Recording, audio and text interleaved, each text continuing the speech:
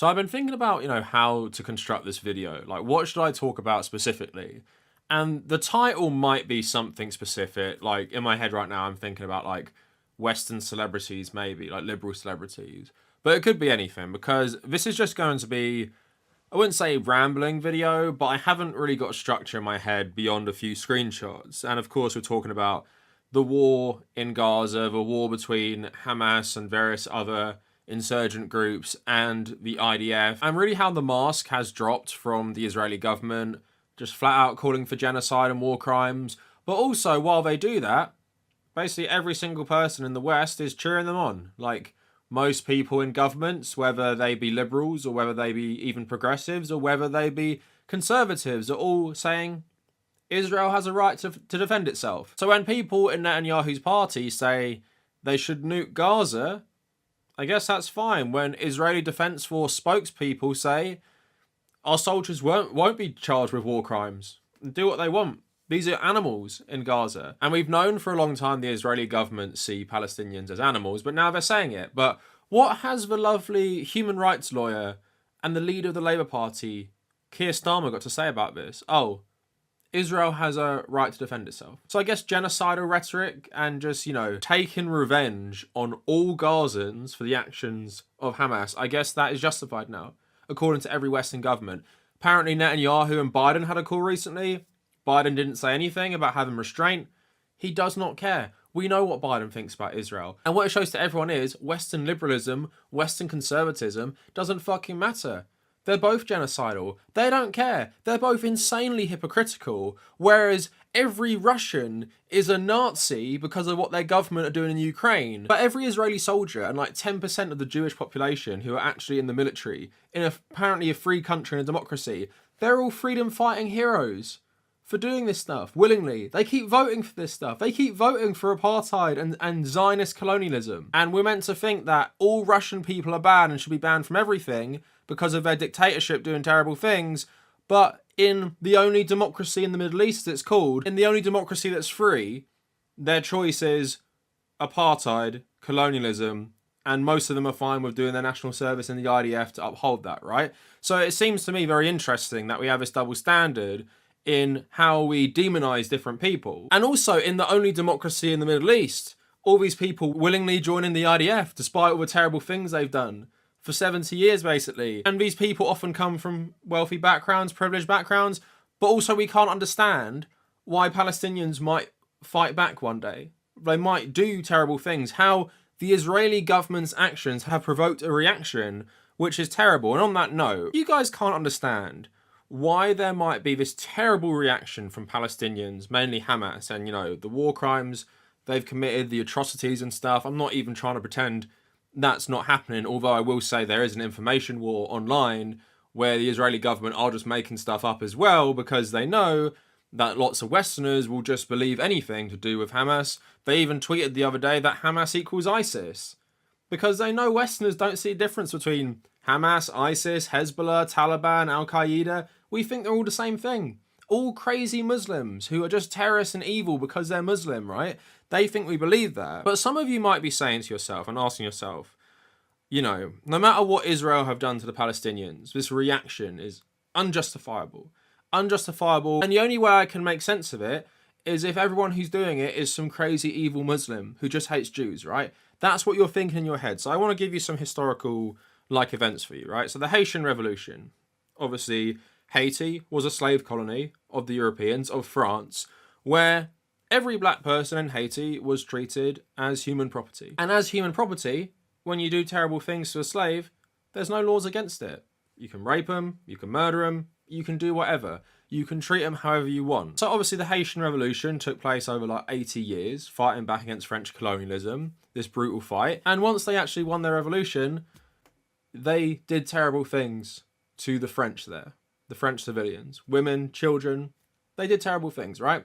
And this is the point that people keep making. In a vacuum, of course, we understand that it's terrible what they did. Killing people is terrible. But those massacres of white people in Haiti, that was set in motion when the French were starting this slave colony, right? And that's the way you have to think about it, right?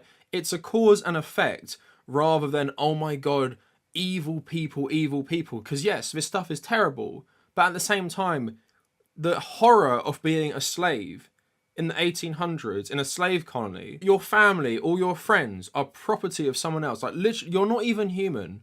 And the whole society treat you like this. And the mindset that creates in people and the violence they can carry out once this has been done to them, you see it throughout history. When you dehumanize a group of people enough, the violence they carry out, it can just be insane. Another example for you, Czechoslovakia, World War II.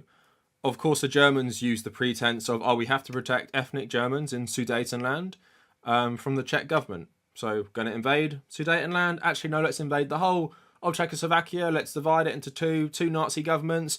And let's, give Heydrich the reins of power, one of the worst Nazis there was. And now Czechoslovakia is a German colony where Slavs are seen as subhuman, where we're going to do the Holocaust, where we're just going to do terrible things, where everyone who isn't an ethnic German is not equal. And this is a colony of the Nazis, one of the longest colonies of the Nazis as well. When you read about the Nazi occupation of Czechoslovakia, it's just insane. What they did after Heydrich was killed, just going out and just picking out random people and gassing them straight away. Did not give a shit, right? Terrible. And obviously the war ends. The Czechoslovakian people, they fairly elect a communist government because they feel sold out by the West, because the West did sell them out. And then what happened to the Sudeten Germans? What happened to all the Germans that had come over and settled there? Became part of this settler colonial class. Most of them were kicked out of Czechoslovakia, sent on these brutal marches back to Germany. And obviously what happened is people took their revenge. Czech people killed them. Vigilante mobs went after them in their towns, and they did these brutal marches and stuff, right? And we all know that type of violence is terrible. But again, it's a cause and effect thing. That was set into motion by the Nazis' colonization of Czechoslovakia, right? Where they created a system of dehumanization of these people, did terrible things to these people for years. And then what happens in these instances is often the violence either in response to this or the violence that comes after this is terrible because of what you did to these people. And it happened in other places like Rhodesia as well.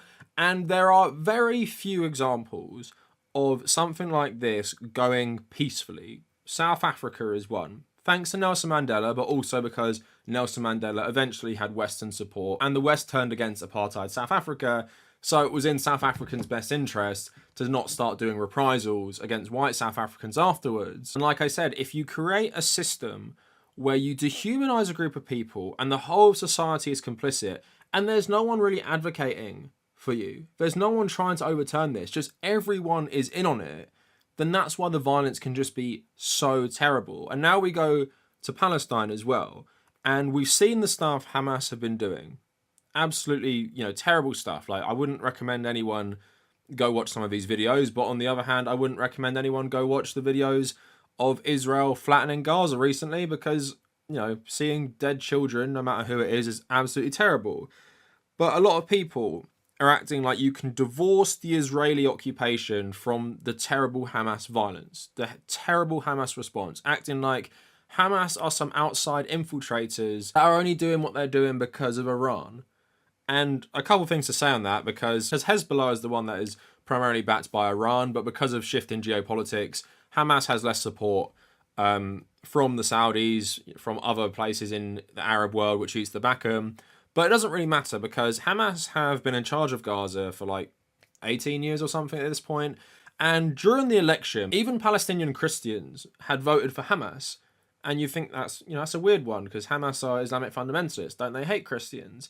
But what Hamas represented to a lot of people was they were the ones willing to fight back against the Israelis, right? And when you grow up in a system that completely dehumanizes you, that starts seeming quite appealing to you because you feel like the Palestinian Authority have sold you out. So you go more in the extremist direction. And then, of course, you have invasions, bombing, Gaza being an open-air prison. Most people don't have clean water. Most people don't have jobs. Most people have like 3 hours of electricity a day. And you can't leave.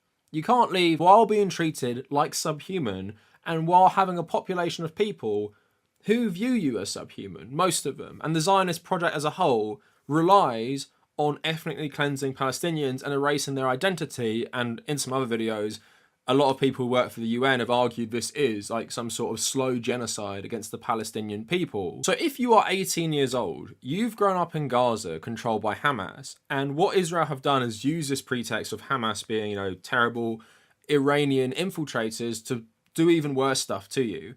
So you grow up in that environment where every single person you know has experienced this. Probably most of them have lost family members and friends to the occupation and to the war. And then you want to fight back. What are you going to do? You join one of the insurgent groups in Gaza. Hamas is the biggest one. And another point I was making is often with revolutionary movements, a lot of people who join these movements don't believe in the politics. So the IRA is a good example, right? If you read about the OG IRA, the 1916 gang, one of my family members was in that, Sean McDermott. A lot of them were socialist, anti-capitalist. Said stuff like, if Ireland just swaps English capitalism for Irish capitalism, we're not free. A lot of them were executed, but when Ireland actually became independent, did it become socialist? No. It became a terrible place. And today, Ireland's still wrestling with that legacy. It's a neoliberal hellhole, right? But the original people who were doing the revolution, most of them were leftist. You had this in Vietnam as well. Although NVA were communists, a lot of NOF people were just resisting American colonialism, South Vietnamese brutality. Didn't necessarily believe in the politics, they just wanted to fight back. Same in Algeria, same in lots of places, right? Same in Afghanistan with the Taliban. People join these organizations often for one reason. They want revenge or they want to fight back. They don't necessarily believe in everything these people want. Not that they'd ever tell you, but I'm sure a lot of people who've even fighting right now don't necessarily believe in Islamic fundamentalism, but they join these organizations in a response to Israeli colonialism. And you can't just hand wave away that problem, because that makes a solution even more complicated. Because if you act like Hamas are crazy people, Hamas are all insane, they all are trained by Iran, they're just doing Iran's bidding. The problem is that you don't realize the solution is ending the occupation to stop support for Hamas, right? If Gaza was treated even just a lot better, there'd be less support. If Palestinians were liberated and had their own state as well, or there's a one-state solution for both Israelis and Palestinians, then you'd completely erase the support for Hamas. Why are people drawn to extremist militant groups? Somehow we can all understand this when it comes to war movies about Afghanistan and Iraq, but when it comes to the discourse about Israel-Palestine, we don't understand this. We just all hand wave away, oh, Hamas, they're all insane. And again, it's not to justify what they're doing, it's just to point out it's a cause and effect. The same way what the Haitian slaves did after the revolution, the same way what the Czechs did after the end of World War II, it's a cause and effect. If you create a whole system that treats people as subhuman or not even human, their revolt and their reprisals are going to be absolutely brutal, because you've created this cycle of they view you all as the enemy. And this isn't helped even more by all the Western governments saying Israel should be able to do what it wants. Israel going mask off, saying it's basically going to do genocidal war against Gaza now. Doesn't care if you're a civilian, it's just going to kill you. And then what does that do? More people in Gaza who think Hamas were wrong, now they see that rhetoric, oh, I guess they were right. I guess all Israelis hate us. I guess all Israelis want to kill us. I'm going to join the extremist group now. What do I have to lose? And my whole war is against the Israeli people as a whole, right? So the reason I'm making that clear is because the solution is easy if you view it like that. The solution is, if you want to stop extremist terrorism being done on Israeli citizens, and this goes for people who might be from Israel too, you don't constantly support governments that promise to do this, to promise to kill Palestinians, promise to uphold not only the current Zionist territory, but expand it. Put even more illegal settlements, like destroy even more Palestinian peoples and territories. If you're voting for that, you're going to get one thing, and that's more extremism, more terrorism. If you really care about all those Israelis who've been killed by Hamas recently and other insurgent groups, then you'd stop supporting apartheid, you'd stop supporting Zionism, and you'd realise this is bad for the region. Because even though you might feel good right now watching all those buildings being bombed, thinking, oh yeah, we're really showing them, like I said, what's that going to do? What do you think people who have all their family members killed, 19 in the same family I read the other day, what do you think they're going to feel about that? You think they're going to peacefully resist? Or are they going to pick up arms and start actually resisting? And if they're doing that, there's no PLO anymore. There's no secular Palestinian groups in Gaza. They're going to join Hamas. So you're just giving them more recruits. But again, people don't understand this conflict in that they're acting like Hamas planned this, in that they attacked to get the Israeli reaction to get more recruits. But like I said, it's this cycle. A lot of people in Hamas are just regular average people who join an extremist group to fight an occupation because they're so desperate, right? I've seen a lot of quotes going around in media that actual Palestinians have said, we don't have anything to lose. We don't have anything to lose. I'm going to die anyway. I'm going to live in destitution my whole life, poverty without clean water. So what if I get killed by an Israeli warplane or helicopter while breaking out of his prison and stuff? So what if I get killed by an Israeli settler in a gun battle? It's better than just staying here and slowly dying, right? So again, that's what Israelis should be advocating for. There was massive Israeli protests against the Netanyahu government recently. Not because of how they treat Palestinians though, but because he's destroying Israeli democracy for Israelis.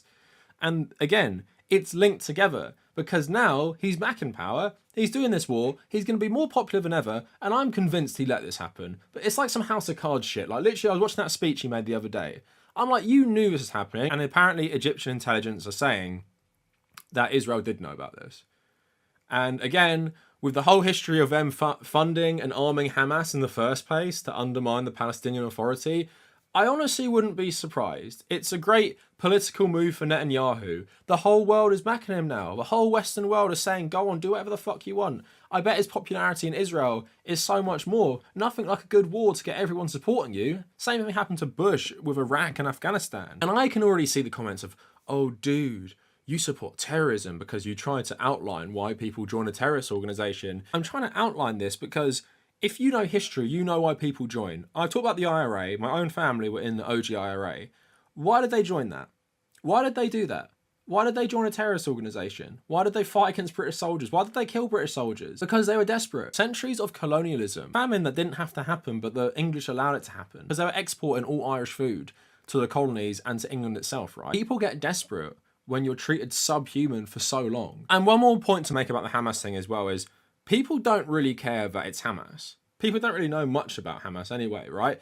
If this was the PLO from the 90s, if it's the PLO doing the exact same thing, do you think that would change anything? PLO was secular, also terrorist as well. Let's imagine an alternative history. This is the PLO, and they've been fighting all weekend, and they have a 0% Israeli casualty rate. They've only been fighting the army, and they've only been fighting armed Israeli settlers. Do you think the reaction from Western governments, Western news orgs, and Western celebrities would be any different? You know for a fact it doesn't matter if it's Hamas, it doesn't matter if it's the PLO. I saw a Maoist group in Palestine putting out a video saying they're getting involved now. If Hamas was replaced by this Maoist group and they weren't targeting civilians, would it make any difference? And I'm saying that as someone from an Irish family who grew up in England. The same rhetoric about the IRA is very prominent in English politics. Jeremy Corbyn is an IRA sympathiser terrorist because he helped the peace process in Northern Ireland, right? English people do not understand why the IRA existed, right? And it's the same way people don't understand why Hamas exists. They don't understand it's a cause and effect. Yes, what Hamas do is bad. What the IRA did, killing civilians, was bad. Innocent civilians was bad. But do you know why that happened? Because of the English occupation of Ireland. Because of the Israeli occupation of Palestine.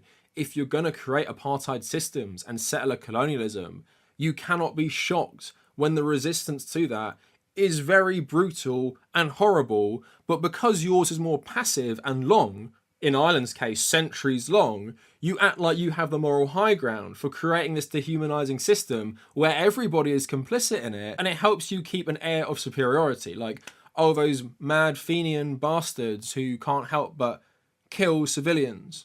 Oh my God, what terrible people those Irish are. Like, remove all context to make yourself feel better about doing terrible things to a group of people for decades or for centuries in many cases. So yes, I know that might be spicy to people, that I'm trying to tell you why people do terrible things against colonial regimes, but I'm sorry, some people just need to hear it. And now on that note, I want to switch up a bit to the celebrity reaction. Now, granted, I mostly follow American celebrities because I like American culture, but the amount of American liberals, supposed progressives, even Gen Z progressives, supporting Israel is absolutely insane because they are so ignorant of what the conflict is. Israel are smart in that they weaponize woke sentiment. Israel's smart in that they weaponize charges of anti-Semitism against anyone who opposes them. Like the Israeli lobby, the British foreign policy establishment, British press effectively destroyed Jeremy Corbyn for being an anti-Zionist, even though he would never say stuff like I've said in this video, right? But they still destroyed him for it. So you see like Brooklyn Beckham supporting Israel, and they all think they're standing up against anti-Semitism. That's what they think, because they don't know fucking anything about this conflict, and they're so brainwashed by growing up in America, where you have the liberals who are so influenced by the Israeli lobby, and you have conservatives who are so influenced by evangelical Christians who think they're the chosen people of God and will replace the Jews in Israel in Armageddon, which is absolutely insane. And because of America's insane Islamophobia from the war on terror, there is no nuance. So you have absolutely insane contradictions like this. So Mark Hamill posts, America stands with Israel, follows that up with his next post, honouring all those who were here first, Indigenous Peoples Day. So, in one post, he's promoting settler colonialism. In the second post, he's honouring the victims of settler colonialism. Could you get a better example of American liberalism right there? They can recognise settler colonialism as bad in their own country and how Americans treated Native Americans was terrible. But at the same time, when it comes to Israel, that's actually good. Like, people who were like the American settlers and the American government after the revolution, that's actually good when it's Muslims, but it's bad when it was in our own country. And it's the same thing with Ukraine. Like, Zelensky came out supporting Israel multiple times, had a conversation with Netanyahu. Ukraine doesn't only support Israel. Ukraine's battle against Russia is similar to Israel's battle against Palestine. How insane is that? Like, absolutely insane. They think that Israel and Russia aren't similar, because they are. Again, insane hypocrisy. Mark Hamill supports Ukraine. Doesn't see the parallels there. All these people who are supporting Israel right now, these liberals, support Ukraine. Oh my God, Ukraine are awesome for fighting back violently against occupation. Awesome. But again, the liberal mind in America is just so inconsistent. But now, I want to move on a bit, because at least Mark Hamill, I wouldn't call him principled, but at least he's saying, yeah, I fucking support Israel, deal with it. I've seen this post being shared around. And this is for the people who don't want to take a side, because they know maybe a lot of their followers are Muslims, so they're pro-Palestinian. They know maybe a lot of their followers are actually leftists who are pro-Palestinian. So this guy called Alex Edelman, I don't know who this is, but you might have seen this going viral, because I saw it like every single like progressive American was sharing this. And he writes, heartbroken, there's more to say about the geopolitical situation, but I'm not that guy.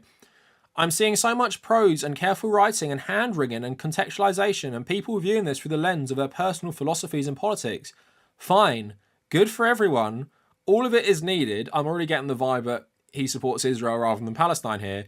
With all that said, the murder of innocents is never acceptable. I agree. The desecration of corpses is never acceptable. I agree with that too. The taking of children as hostages is never acceptable. The celebration of murder, especially the murder of civilians, is never acceptable. To excuse or justify war crimes strips both the victims and perpetrators of their humanity, so don't. And pray for the millions of Israelis and Palestinians who are now squarely in harm's way because of yesterday's violence and everything that has led to it. So obviously you get the vibe from that statement. He's more talking about Hamas than he is talking about Israel, although this applies to both of them. But again, this type of both sidesing just does not help. And it shows this guy's a coward. And everyone sharing this is a fucking coward. Because yes, thanks for telling me violence is bad. I would never know that taking children as hostages is not acceptable. And desecrating corpses is bad. I would never know that's bad. Thank you for telling me, Alex. Honestly, like, I really need to be told that. But what he's doing is basically saying, oh yeah, violence is bad. Pray for both sides. Good for everyone, all of it is needed. When you're viewing this through the lens of your personal politics. Like acting like, you know, both sides are valid. If you're supporting apartheid and colonialism, good for you. We need that. We need people to look at it through this lens. And if you support, like, Palestine, good for you as well. By this logic as well, what if someone supports Hamas then? Is that good for everyone, all is needed? I don't think he'd say that. So again, complete centrist waffle. And basically what this does is make it seem like there isn't an answer. Make it seem like there isn't a cause and effect. There isn't a provocation and a reaction. Because if you did that, you'd have to maybe have some nuance and it would seem like you're taking a side. And the thing is, I don't think you have to take a side. Like, I don't like Hamas. I don't like the Israeli Defense Force, but that is completely fucking irrelevant. It doesn't matter. You're analysing why something has happened. And if you're analysing why something has happened, you'd be like, oh yeah, dehumanising a bunch of people for decades and decades and decades provokes a terrible reaction from those people who then don't really see you as humans but as targets and do terrible things. So I think the answer to stopping this violence, which would benefit both sets of people, would be ending apartheid and occupation. Is that really too hard for people? But no, violence is bad. Violence is bad. You share that on your profile and you can feel all good about yourself. And I commented on it saying basically, great, you've made a statement every Hollywood liberal feels comfortable sharing, because that's how crap it is. Like I said, I don't think you have to take a side, but when you're not pointing out why this has happened, you are basically taking the side of Israel, because you're trying to not offend people. And like I said, it's not about taking a side. Like I said, if you point out that the IRA is a response to British colonialism, that's just the fact. If you point out the Vietnam War against the French was a response to colonialism, that's just the fact. It doesn't matter what your morals are. It doesn't matter who you think is good or whatever. It's just the fact that if you push people to a certain extent, then they are going to be extremely violent back to you. If you create a system that completely dehumanizes you, strips your identity, maybe does cultural and real genocide against you, then yes, these people are going to be very, very angry at you, and they're going to be super radicalized, which for a lot of us, we can't even imagine what that feels like, because we don't live under those conditions. We don't live in areas where our humanity is stripped, where we're harassed by a foreign country consistently, where our whole lives are policed by a different country. You can't imagine it. And also right now, we're even talking about resisting occupation. Can you imagine if the British government started flattening tower blocks in Belfast in response for IRA bombings? Could you imagine that?